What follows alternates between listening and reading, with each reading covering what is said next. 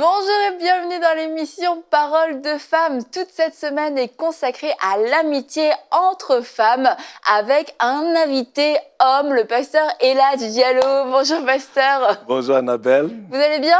Super bien. Et merci de m'avoir invité encore une fois. Au milieu de ce flot de mots et de paroles, ça va? Vous arrivez? Formidable. Formidable. C'est bon, il a bien répété. Bonne réponse, on peut continuer. Pas le choix, j'ai deux femmes ici. Nadine nous a rejoint, comme je l'ai annoncé hier, parce que j'ai dit que je voulais que toutes mes amies participent à cette émission sur l'amitié, pour ne pas avoir de problème. Donc le pasteur Elhadj nous a bénis depuis le début de la semaine. Il nous a partagé la révélation que le Seigneur lui a donnée par rapport à ce besoin que la femme avait d'avoir des relations, une amitié intime, et que c'est comme ça que la femme a été créée. Donc c'est normal, ce n'est pas un caprice, mais cette amitié forte, cette amitié quelque part assez unique, ça se trouve pas par hasard, ça se construit, et ça se construit aussi après des échecs, ça se construit aussi en sortant de la solitude. C'est ce qui va enlever quelquefois ce sentiment de solitude qu'on essaye de combler par différentes choses, mais finalement c'est dans le cœur de la femme ce désir d'avoir une amie proche avec qui elle va pouvoir échanger, avec qui elle va pouvoir partager. Et aujourd'hui, nous allons voir, j'avais très hâte à cette émission, on va passer au test de l'amitié. Alors vous allez le faire vous aussi, cet exercice. On va voir les différents cercles d'amitié. Vous allez pouvoir identifier vos différents cercles d'amitié, à la fois pour vous, dans quel cercle vous vous trouvez dans la vie de certaines personnes, et dans quel cercle vos amis se trouvent aussi. Et ça va pouvoir amener beaucoup d'éclairage sur vos responsabilités, aussi sur les attentes qu'on peut avoir, quelquefois démesurées, quelquefois qui sont incomprises, parce qu'on se trouve dans deux cercles différents, tout simplement. Alors je vais maintenant laisser la parole au pasteur. J'ai le sentiment de trop parler cette semaine. Non, c'est formidable, tu es une femme. Les détails sont importants. Le processus. Ça fait que 2 minutes en plus que je parle finalement. Et c'est beau ce que vous dites. Merci. Je pense que c'est important toujours, comme on le dit, de savoir dans quelle rivière qu'on nage. Beaucoup de confusion chez les femmes, généralement, à cause de l'ignorance, de ne pas savoir qu'il y a des cercles d'amitié. Parce que l'amitié ne se rencontre pas, elle se développe. Et si elle se développe, elle a une croissance. Alors, je pense qu'en partageant un peu sur ces cercles d'amitié, ça va ouvrir beaucoup les yeux à beaucoup de femmes. La lumière va briller et puis, oh, ok, d'accord, je sais maintenant quelle est ma responsabilité et les attentes que j'ai de moi à l'égard de telle personne et vice-versa. Et aussi, ça va les aider à voir, ok, je comprends maintenant pourquoi ma copine, elle réagit de certaines façons, ou bien sa relation à mon égard, ses responsabilités et ses attentes. Ça va enlever beaucoup de confusion. Ouh, ça va amener de la tristesse, parce que vous allez découvrir que vous pensez que c'était une très bonne amie, mais finalement vous allez découvrir que vous n'êtes qu'une connaissance pour cette personne. Nous, on a dû faire un point avec Nadine avant l'émission. C'est bon, on était sur la même longueur d'onde. On s'est alignés. On va attendre d'entendre ce que le pasteur a à dire pour être Elles se sont déclarées, je ne peux pas cacher ça, je suis l'homme, je dois dire. Bon, allez-y, elles se sont déclarées leur amour, sachant que, bon, on est dans tel cercle et c'était formidable. Elles sont dans le même cercle, dans leur cœur. Bravo. Ouais. Et avant qu'on puisse continuer, juste vous avez dit, il y a une croissance. Donc avant qu'on puisse donner les différents cercles, ça veut dire qu'on peut évoluer, enfin que l'amitié peut évoluer d'un cercle à l'autre. On n'est pas cloisonné parce qu'aujourd'hui je vis une amitié, je vais dire la première, occasionnelle avec quelqu'un. Ça ne veut pas dire que ce sera une amitié occasionnelle toute la vie, ça peut évoluer. Oui. Okay. Certaines relations peuvent évoluer là et certaines peuvent rester là. Ouais. Parce que la relation grandit par l'histoire qu'on construit. L'histoire que les copines construisent en elles, c'est elles qui donnent une plateforme de confiance qui fait que maintenant on peut aller au prochain niveau. Mais certaines relations, elles doivent être juste là au premier niveau. Et c'est bien. Et elles sont formidables. En fait, nous avons besoin aussi de ces relations-là occasionnelles qui sont pas aussi profonde. Tout le monde en a besoin. Alors, on va commencer. Donc, tous les cercles, c'est une bonne chose. Ok, donc on va commencer avec le premier cercle. C'est notre cercle à nous. Non, je rigole. Après, je vais vous dire c'était quoi leur cercle. Hein. Donc, le cercle d'amitié occasionnel. Le cercle d'amitié occasionnel, c'est le plus large. C'est là que se trouvent toutes les copines, le cercle le plus grand. C'est les gens qu'on rencontre dans les occasions. Que ce soit à l'église, chaque dimanche, on se voit. Ou que ce soit au travail, chaque matin, on se voit. Ou que ce soit dans des associations, des rencontres, des événements. Ou bien les mamans football, les mamans hockey, qui se rencontrent quand leur fils joue au sport. Donc vraiment, c'est occasionnel. En d'autres termes, on ne s'appelle pas en dehors de ça. Mais c'est les événements qui nous c'est les événements qui nous amènent ensemble. Et quand on se voit, on est content de se voir. Bien on sûr. n'a pas forcément le besoin de se voir, de s'appeler. On ne s'appelle pas en dehors de la semaine, mais quand on se rencontre dimanche ou bien le soir, vendredi soir, au terrain de football, « Hey, comment ça va ?» ainsi de suite. Vous échangez de façon superficielle, mais c'est tout. Quand vous repartez à la maison, je ne t'appelle pas, je ne te texte pas. On n'a pas cette relation approfondie, on est juste là. Tant qu'il y a le soccer, on est des amis occasionnels. Tant qu'il y a l'église, on est des amis occasionnels. Et quand il n'y a plus? Et quand il n'y en a plus, l'occasion n'est plus.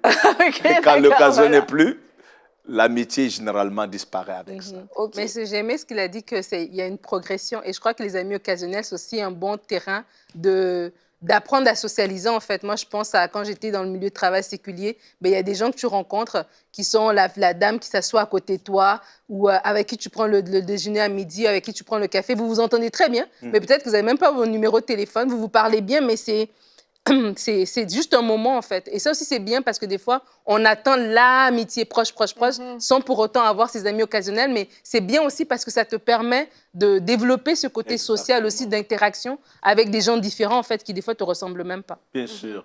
Et surtout que tes responsabilités à leur égard est pratiquement zéro. Voilà. Donc, il n'y a pas d'attente. Ce qui est plus le fun à quelque part. Vous échangez de façon superficielle, mais qui contribue beaucoup au bien-être de la femme. De pouvoir s'exprimer, de pouvoir parler avec quelqu'un sans qu'il y ait des attentes trop approfondies à l'égard de l'une ou l'autre. Dans ce premier cercle, aussi, ce qui est au niveau de la responsabilité, c'est d'accepter qu'il n'y a pas de responsabilité et que ce n'est pas parce qu'on est une mauvaise femme, « Oh, je devrais les inviter à manger, je devrais approfondir la relation ». En fait, il n'y a pas cette responsabilité. C'est des gens qu'on rencontre, comme on l'a dit, parce que l'occasion le provoque. Mais on n'a pas à se sentir mal de ne pas aller plus loin et ça nourrit un besoin relationnel et ça fait du bien à tout le monde. On échange, on partage avec des gens avec qui on ne partagerait pas, comme tu le disais Nadine, parce qu'ils ne nous ressemblent pas du tout. Mais dans ce cadre-là, pendant 1 heure, 2 heures, ça ne pose pas de problème, c'est même super. On apprend des choses, des anecdotes, etc.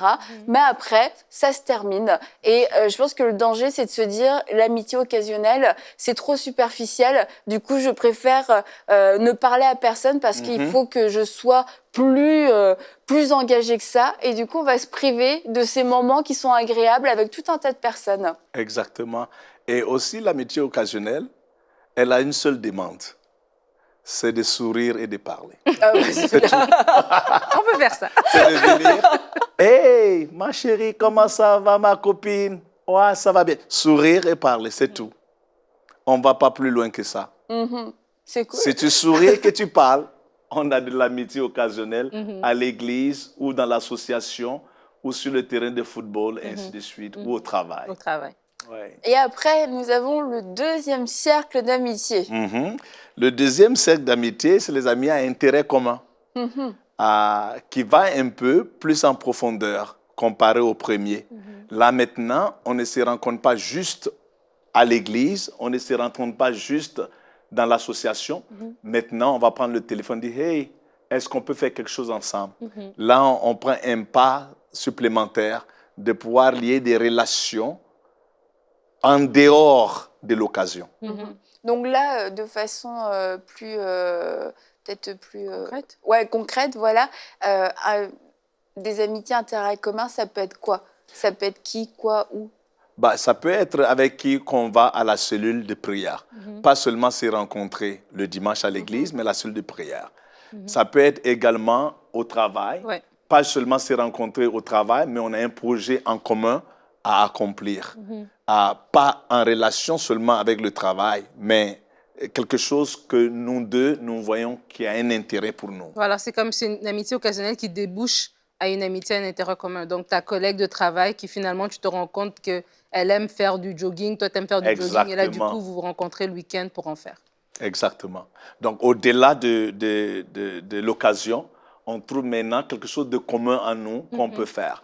Par exemple, ça pourrait être les enfants font la musique ensemble. Oui. OK, emmenons nos enfants ensemble et puis ils vont faire la musique. Toi et moi, on va s'asseoir là et puis parler.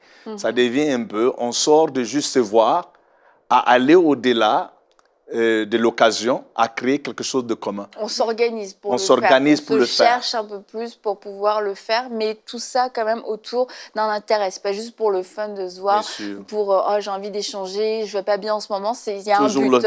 Il y a un but. Et par exemple, dans le ministère aussi, on peut avoir des amis, pas des amis d'intérêt, mais d'intérêt commun, c'est important de le dire.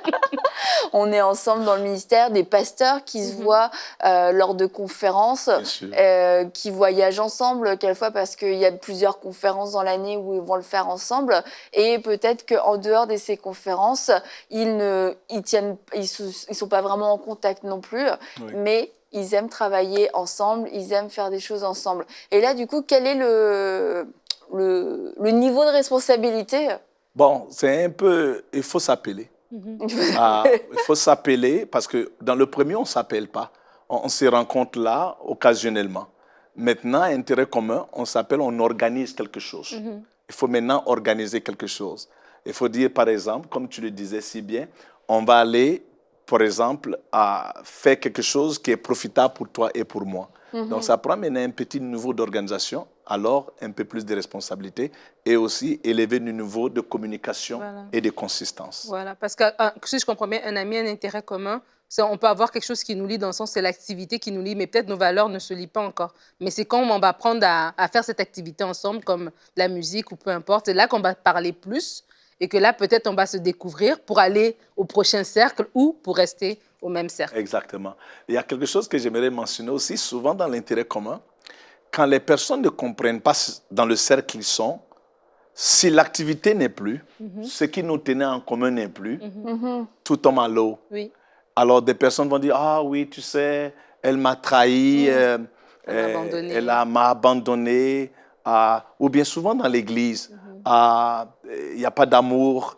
Quelqu'un qui quitte l'église ou qui quitte la cellule, ou qu'est-ce qu'on avait en commun, tout d'un coup se trouve dans la solitude et attend que cette relation continue, ne sachant pas qu'elle existait seulement parce qu'elle était dans la sphère ou dans le cercle de l'intérêt commun.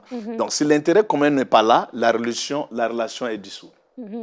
Et dans ce cas-là, comment est-ce qu'on sait que nous, on est en mode intérêt commun et l'autre est en mode, voilà, il y a plus proche? Bon, on parlait juste avant du déphasage.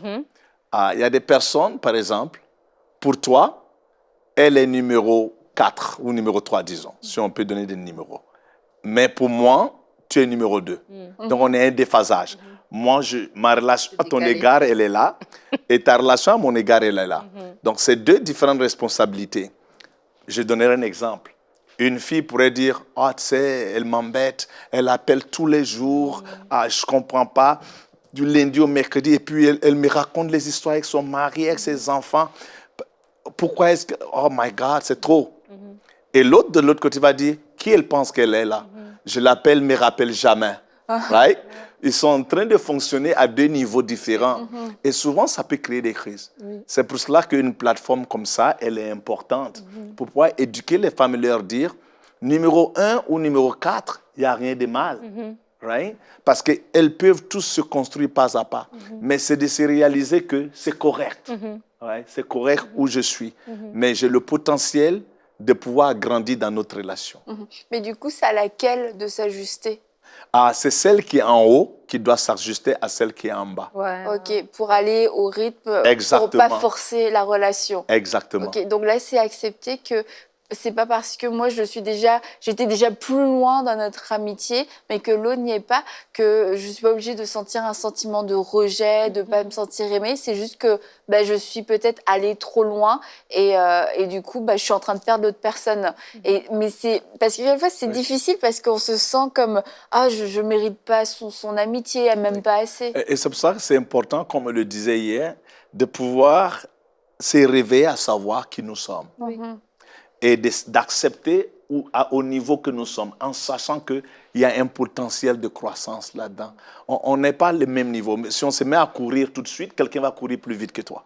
Donc, ce n'est pas parce que tu n'es pas capable. Cette personne a eu un entraînement que toi, tu n'as pas eu. Donc, c'est d'accepter que je suis au niveau 1, mais je vais m'y rendre à quelque part et ne pas juger l'autre personne. C'est ça, parce que c'est facile de se sentir blessé, justement, si on s'investit. Moi, je suis numéro 4, donc je m'investis dans la relation et l'autre personne, elle n'y est pas encore. Tu vas peut-être te dire, tiens, ce n'est pas une amitié que ça vaut la peine de continuer parce que l'autre personne, elle ne me renvoie pas, il n'y a pas de réciprocité dans l'amitié que je lui offre. Mais peut-être, comme vous dites, c'est question de moi, de m'attendre, de me dire, tiens, OK, donc ça veut dire que là, il faut que j'attende que l'autre personne me rattrape.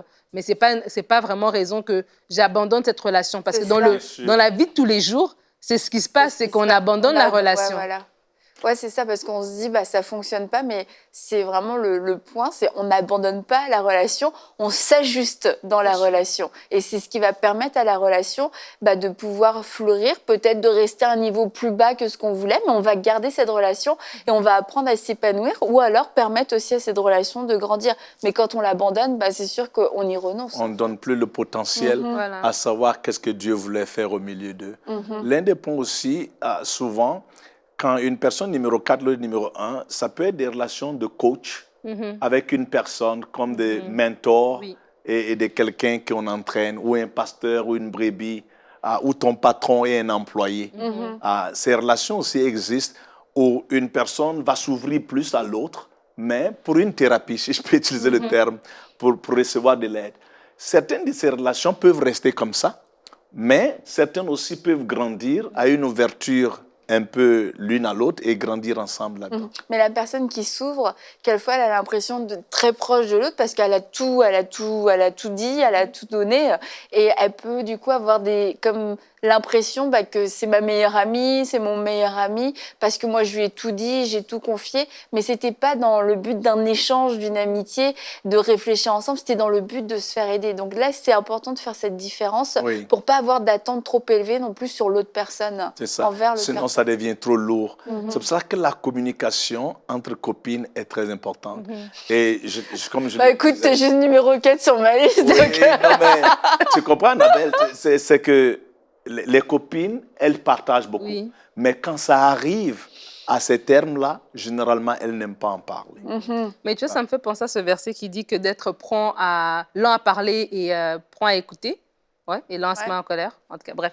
Tout ça pour dire que faut moins parler qu'écouter. Et je crois que dans ce cadre ici des amitiés, où est-ce qu'il y a un décalage, des fois, il faut aussi écouter. Si peut-être moi, j'ai beaucoup parlé et j'ai beaucoup échangé, j'ai beaucoup parlé de moi, de ma vie, etc. Et je me suis beaucoup confiée. Mais après, de se dire, attends, est-ce que quand je parle, est-ce qu'elle aussi, elle me parle? Et des fois, c'est aussi une manière d'avoir cette ouverture pour écouter l'autre. Et si je me rends compte que moi, j'ai beaucoup partagé, mais qu'elle ne m'en a pas donné autant, peut-être que c'est aussi un indicateur que soit la personne, elle est encore au niveau, elle n'est pas encore à mon niveau, ou bien elle, c'est pas ça qu'est-ce qu'elle s'attend de notre relation. Des fois, nous aussi, on peut trouver en quelqu'un, une personne à qui je peux me confier, etc. Mais peut-être nous aussi, on n'est pas cette personne-là pour elle. Il faut aussi être honnête avec soi-même pour se dire, tiens, je reçois beaucoup, mais peut-être que je n'ai pas autant à donner que ce que je reçois. Donc, du coup, c'est ça qui justifie, qui explique aussi le décalage, en fait. Ouais, et le mot honnête ici est important. Encore une fois, c'est dire aux femmes, c'est correct. Où tu es, il n'y a rien de mal avec ça. Ça grandit comme une plante, ça grandit comme un organisme. L'amitié est un organisme. Et c'est réciproque, pas à pas. Et on grandit ensemble avec. C'est de donner la chance à l'autre personne d'être ce qu'ils sont, qu'elle est, sans les juger. Oui. Et du coup, on arrive à notre prochain cercle, qui n'est pas le dernier, le cercle de l'amitié proche. Dans le cercle des amitiés proches, c'est là qu'on commence à ouvrir nos vies, à voulant dire, je veux que tu rencontres ma femme, je veux que tu rencontres mon mari, je veux que tu rencontres mes enfants. Là, ce n'est plus seulement entre toi et moi. Je veux que tu rencontres aussi mon autre cercle d'amis. Right? Par exemple, à un anniversaire, je vais t'inviter à l'anniversaire pour pouvoir t'introduire à d'autres de mes amis. Ça va au-delà du commun et à rentrer maintenant dans la proximité, où j'ouvre le cercle de ma vie, ma sphère d'influence, à toi également, pour t'introduire aux autres éléments de ma vie. Ou à mes amis. Je pense que c'est la notion quelquefois qu'on a de l'amitié, c'est vraiment ça. Et c'est ce qui nous empêche de grandir, c'est ce qui nous empêche d'évoluer et qui amène beaucoup de déceptions. Mais on voit qu'il y a quand même, il y avait les amitiés occasionnelles, les amitiés d'intérêt commun. Et c'est un stade qui est quand même assez élevé finalement dans l'amitié. Et c'est normal de ne pas le vivre du jour au lendemain. Et c'est normal de ne pas le vivre avec tout le monde. Donc c'est le premier constat que vous pouvez faire pour vous sentir moins mal. Mais donc, amitié proche, même là, dans l'amitié proche, il peut y avoir des degrés. Bien sûr. Parce qu'une amitié s'agrandit. Même à l'intérieur d'un cercle, il y a des différents niveaux. Si je commence à t'introduire à ma famille, c'est un processus, c'est le premier pas. C'est l'histoire qu'on crée ensemble qui crée la confiance. Oui. Et une fois que cette confiance est là, c'est comme un pont qui nous permet, OK, je peux te montrer encore plus. C'est ça le point ici. Tout grandit même dans le même cercle. Et selon vous, on peut avoir beaucoup d'amis proches? On peut avoir beaucoup d'amis proches, plus que le prochain cercle qui s'en vient. Beaucoup, parce qu'au fur et à mesure qu'on monte, c'est comme une pyramide. Ouais. La base est large et le sommet est pointu. Ok. Bon. Ça a quand même réduit. Là, si on est dans une pyramide, amis proches, il y en a plus tant que ça quand même. Dans la pyramide, on est au-delà de la moitié quand on est proche. Parce que maintenant, les copines s'introduisent, si elles sont mariées, leur famille, les autres copines sont là également. Donc, le cercle s'agrandit un peu. Et on peut rester dans amis proches pendant longtemps aussi. Bien sûr. C'est pas quelque chose que chaque année, il faut monter de niveau. C'est vraiment, comme tu dis, c'est... C'est la prochaine série sur la compétition. Non,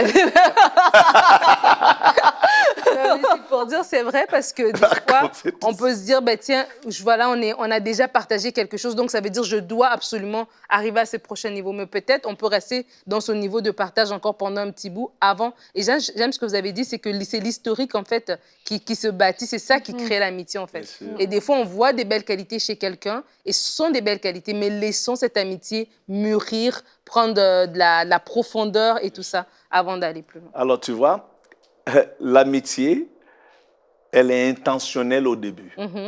Après, elle devient comme la respiration, où elle se passe sans qu'on le sente. Mais au départ, elle est intentionnelle. On doit avoir cette intention. Je vais appeler ma copine, ça fait longtemps. C'est son anniversaire, ainsi de suite. Wow, ça fait longtemps, on n'est pas sorti. Il faut que quelqu'un initie quelque chose. Mais au fur et à mesure qu'on crée ça, à un moment, ça coule tout seul, pour le dire comme ça. Tu n'as plus besoin intentionnellement de penser, OK, je vais l'introduire à mes enfants. Non, ça vient avec automatiquement. Au fur et à mesure que vous construisez cette histoire, qui est la fondation de la confiance, ça coule. Mais des fois, elle est intentionnelle pour mettre les choses en marche. Ok. Et du coup, on arrive au dernier cercle. Le cercle intime. Et je pense que c'est de ce cercle-là où tout a commencé avec ma femme. Comme je le disais, quand elle disait « j'ai pas d'amis » et pourtant elle est entourée des milliers, elle de avait centaines. Des amitiés occasionnelles, intérêts communs. Oui, mais moi, je ne comprenais pas ça. En tant qu'un homme, bon, un ami, c'est un ami. Regarde cette femme, elle est là, vous faites tout ensemble, ainsi de suite. Et c'est là que le clic est venu. Alors, dans le cœur de toute femme, elles sont en poursuite, passionnées d'avoir une amitié intime. Cette femme avec qui elle est comme une sœur. Comme dit la Bible, je pense que ça dit, un ami est plus qu'un frère. Oui. Cette amitié où je peux être nu, transparent, tu connais mes faiblesses, mais tu ne me juges pas. Je n'ai pas besoin de filtrer, de calculer, d'essayer de masquer, de décorer des choses. Non. Ce que tu vois, c'est ça. Et je me sens pas, je n'ai pas honte. Je n'ai pas honte parce que j'ai totalement confiance. J'ai un niveau de transparence approfondi. Et c'est ça que toute femme veut. Parce que c'est le filet de sécurité. Quand c'est un peu dur dans la vie, ou à la maison, ou à l'extérieur, les enfants, ou son mari, il y a un filet de sécurité où elle peut venir se déverser sans être jugée. Et c'est ça que toutes les femmes sont après. Là, on est au sommet de la pyramide. On est au sommet. Et en général, tu ne vas pas en avoir 4 ou 5. Si tu en as une, waouh, tu es béni. Parce que dans mes sondages, vraiment, 5% ont répondu en disant « Oui, j'ai une amie intime ». Et même dans les 5% des fois, c'était hésitation. Donc, c'est vraiment un trésor. Je trouve ça vraiment super de pouvoir sectionner nos amitiés parce qu'on comprend mieux où on en est, pourquoi certaines relations ne fonctionnent pas et comment d'autres pourraient mieux fonctionner. Et c'est peut-être bien même vous pouvez noter des noms et puis mettre amitié occasionnelle, intérêt commun. Gardez ce papier pour vous peut-être, mais juste pour vous aider à y voir plus clair parce qu'on a je pense, eu tendance à mettre tout le monde dans le sac de l'amitié et puis à avoir les mêmes demandes, les mêmes attentes que pour une amitié occasionnelle que pour une amitié intime quasiment. Et ça crée énormément de confusion, énormément de déception. Et au final, on se dit, on arrive quelquefois à un constat, finalement, j'ai pas d'amis. Finalement, non, l'amitié, c'est pas pour moi. C'est parce que je pense qu'on manque de clarté. Bien sûr. Ça manquait juste de clarté. Et c'est pas mal de dire, je vais mettre telle amitié dans la section de l'amitié occasionnelle parce que c'est une bonne amitié. Il faut pouvoir l'assumer. Tout comme, parce qu'il faut avoir les épaules aussi pour assumer une amitié intime. Et j'avais cette pensée pendant l'émission. Certaines d'entre vous, vous voulez être l'ami intime de tout le monde, en fait.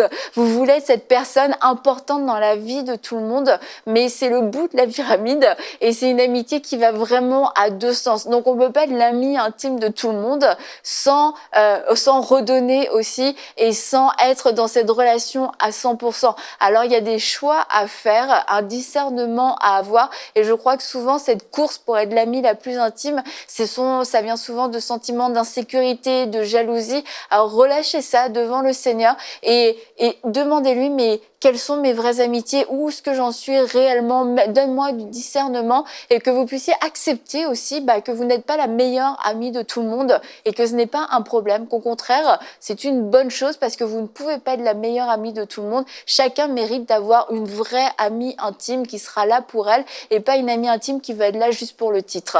Donc, sur ce, Pasteur Eladj, est-ce que vous voulez ajouter quelque chose? Vraiment, vous avez tout dit à quelque part. Juste encourager les femmes et les jeunes femmes et les mamans qui suivent l'émission, leur dire qu'il y a un espoir. Et surtout, quand la lumière vient et vous comprenez ça, ça vous enlève beaucoup de fardeaux et beaucoup de frustration. Parce que maintenant, vous voyez, OK, je comprends maintenant pourquoi elle réagit de telle façon à mon égard. Et aussi, ça vous enlève certains fardeaux que vous vous êtes mis pour essayer de performer. Voilà. Right? De reconnaître, dire, OK, je la sens au niveau 2, c'est correct, il n'y a rien de mal avec ça. Ouais. Et juste ce fardeau qui enlève donne un peu plus, un meilleur terrain de cultiver une relation plus saine. Ok, merci beaucoup. On va refaire un point du coup avec Nadine, s'assurer qu'on est toujours sur la même longueur d'onde, qu'on n'est pas en déphasage, qu'on se situe au même niveau de la pyramide. Et on se dit à demain pour Parole de Femme. Si Nadine est là, c'est qu'on a réussi à se mettre d'accord. À demain.